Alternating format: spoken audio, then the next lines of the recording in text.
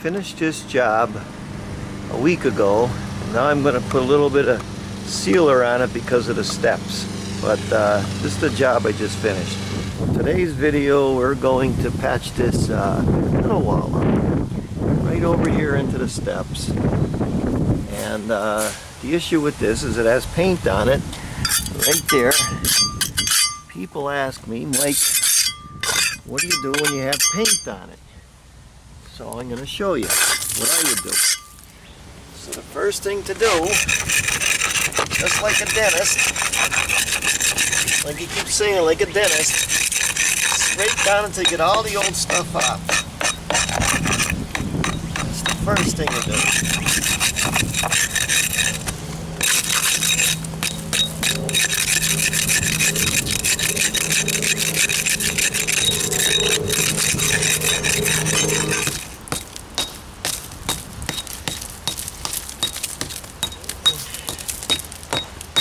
All the loose stuff off.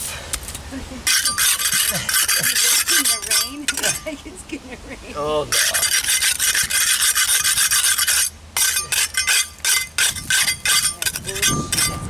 How do I get paint off? You see this grill, this diamond bit right here, this is a 4-inch grinder. Just goes on, I do this.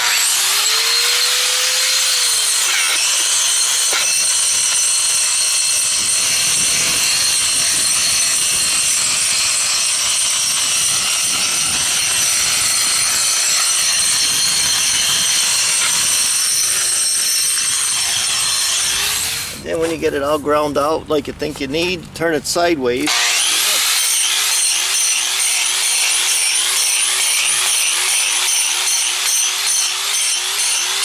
Now this part of the foundation, it's an old stone foundation and it's hard.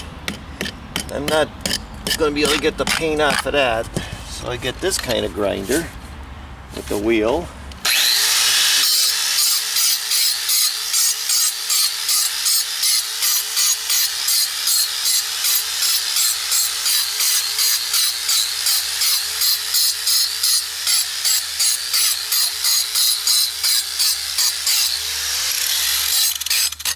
As long as I got these grooves in here, the cement will stick onto that. If you have an old rock in the foundation, you could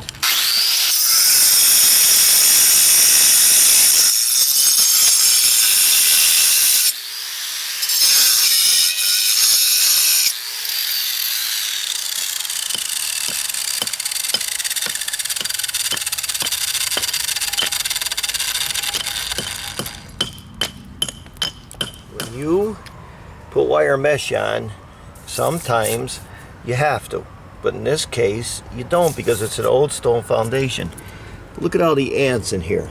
See all the ants that were up in there built a nest? If I leave voids in there in any way, that's what's going to happen. That's why I try to avoid using wire mesh as much as possible.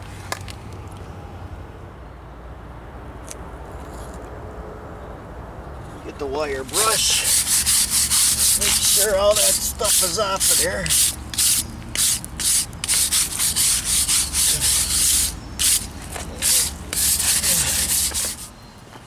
Now, wash it all off.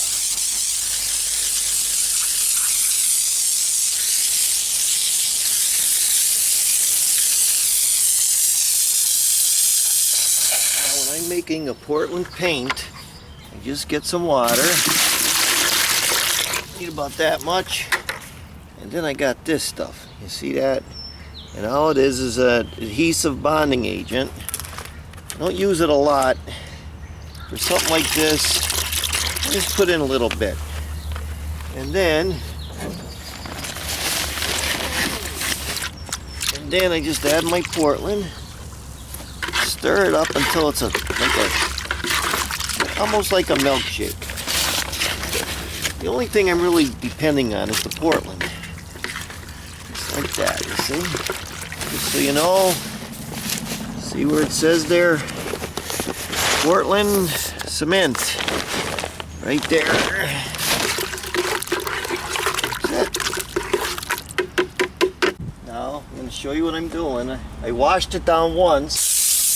Washing it down again. Because it has to be wet before you put the paint on.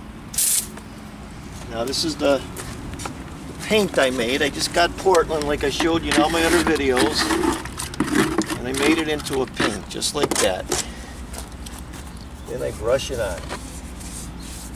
So if there's any, that seeps right in all those little cracks, just like that.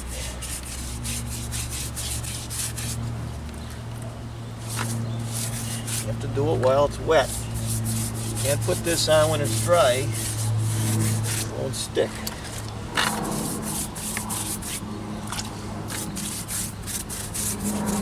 Then, because I'm a mason, I want to get up in there really good. See that?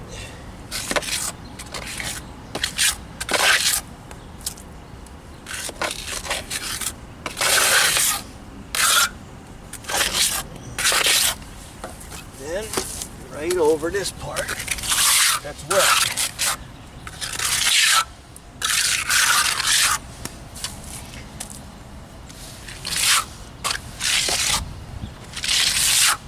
That is going to be my base coat. Then I get the witch's broom, scratch it just like that. See that? That's it. Same thing, move over here. Make sure it's wet. Same thing. Paint it on while it's still wet.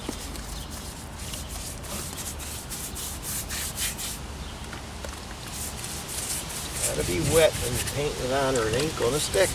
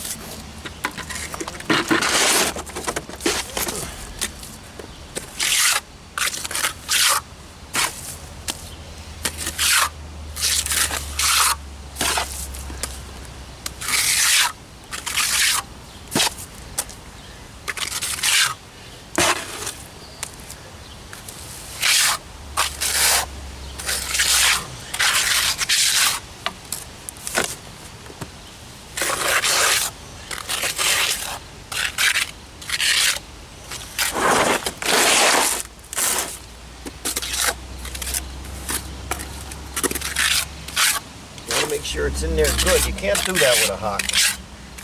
You have to do it with a trowel. That's why I'm a mason. It's different. Plaster is a different animal.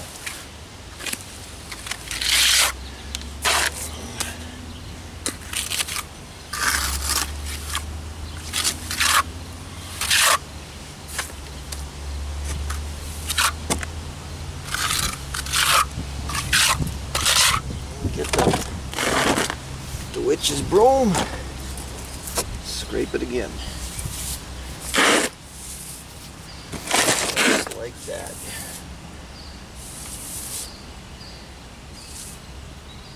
I put a base coat on the bottom, see it?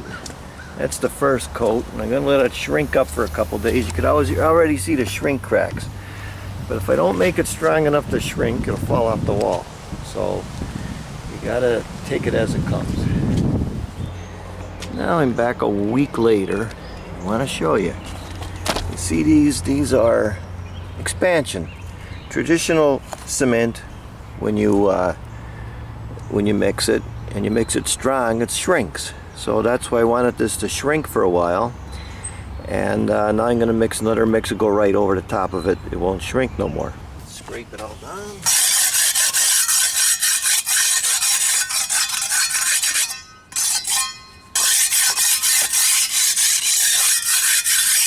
Wet it down. First thing I'm doing is just putting a light coat on.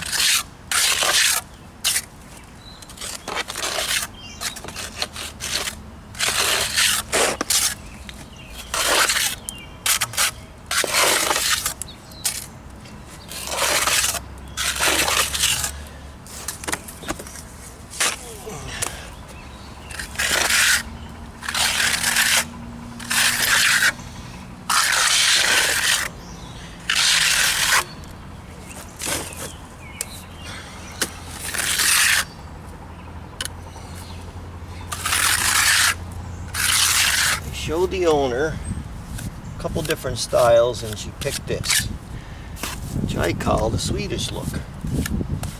Someone from Sweden wrote in and says, Mike, I'm from Sweden and I never seen them do that here.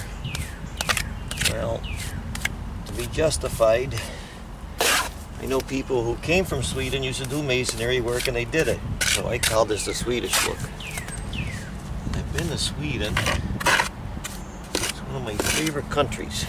Denmark and Sweden. See, it hides a lot of sins. That's what I'm doing. Just hiding sins. No big deal.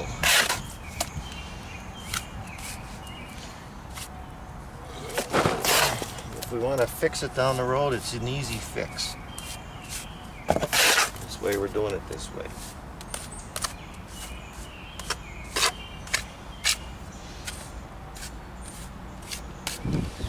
So that's what it looks like when it's all done.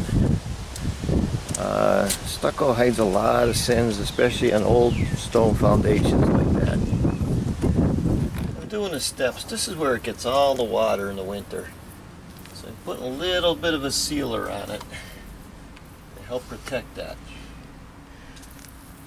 I'm going to talk a little bit about that job. When you want to get paint off, you could use anything you want. If you want to use acids or chemicals or power washers or grinders, you could chip it with a hammer. You could do anything you want. Doesn't matter as long as it sticks. And you could use bonding agents. Down in Florida, they use a different bonding agent than I would up here. Those old stone foundations, sometimes some of them stones are sticking out this much away from the plate. They didn't care in those days. That was old miner days where they just got all the stones and piled them up, put some old lime between them, and that was it. Wire mesh, those old stone foundations, I don't really use wire mesh unless I have to, especially the stuff they say you got to use dimple stuff. Keeps it away from the wall. It's too thick. It's going to fall off. Ants and termites get behind it. I don't agree with that. I'll use the sealer at the end. When you use traditional cement like I used and it gets wet, that cement sucks it in. So I just used a little sealer at the end. That's the kind of sealer I use. You can get them at most of the hardware stores. It's like an acrylic sealer. It's for concrete when you lay the concrete instead of using plastic. Or, like I did, you can use it after that. And it just seals it up. Kind of fades away after a while. It doesn't leave any evidence that it was there. I kind of like it. The window. I replaced that window. And when I do one of those jobs, I always do a little section first. I don't go in and bid on the whole job. I just do a little section first. I say, let me do this section. Make sure you're happy, and then if you want to continue, we'll go from there. That's the way I do it. I know some guys like to go in and do the whole thing. I'm a one-man band. I don't do that. But that window video I put on was how I replace a basement window part 3. And you'll see how I did that, and that adds a little more to this video. Thanks for watching. I'm Mike Haduck, and that's it.